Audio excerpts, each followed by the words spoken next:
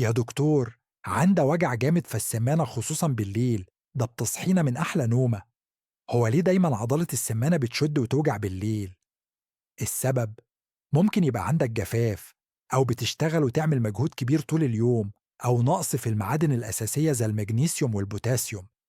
ضعف الدورة الدموية وقلة تمارين الإطالة للعضلات بتزود الوجع عليك وانت نايم. التشنجات والشد ده شائع خصوصا في كبار السن، وممكن يكون سببها الجفاف ونقص المعادن، إرهاق العضلات وقلة المرونة.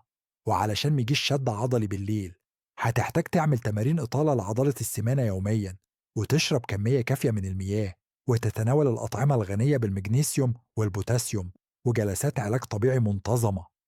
إذا استمر الشد، شكرا ليك يا دكتور، أخيرا رجعت أحس بالراحة مرة تانية.